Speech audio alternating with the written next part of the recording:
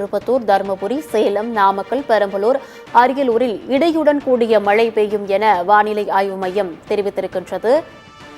31 மாவட்டங்களில் இடி மின்னலுடன் கூடிய மழைக்கு வாய்ப்பு இருப்பதாக தகவலானது வெளியாகியிருக்கின்றது. தஞ்சை, திருவாரூர், நாகை, மயிலாடுதுறை ஆகிய டெல்டா மாவட்டங்களிலும் மிதமான மழை பெய்யக்கூடும் என மண்டல வானிலை ஆய்வு மையம் தகவலை தெரிவித்திருக்கின்றது.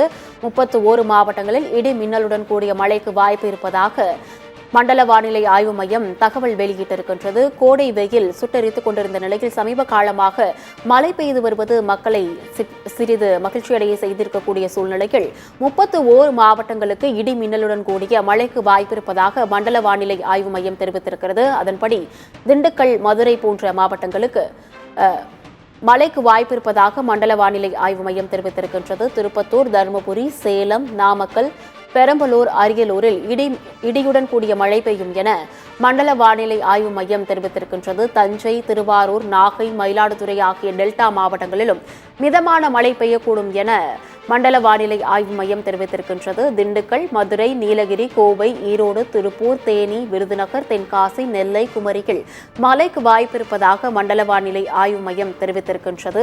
31 மாவட்டங்களுக்கு இடி மின்னலுடன் மழைக்கு வாய்ப்பிருப்பதாக மண்டல வானிலை ஆய்வு மையம் தெரிவித்திருக்கின்றது. அதன்படி மாலை 4 மணி வரை இடி மின்னலுடன் கூடிய மிதமான மழைக்கு வாய்ப்பிருக்கின்றது என மண்டல வானிலை ஆய்வு மையம் தெரிவித்திருக்கின்றது. அண்மை செய்தியாக பார்த்து வருகின்றோம்.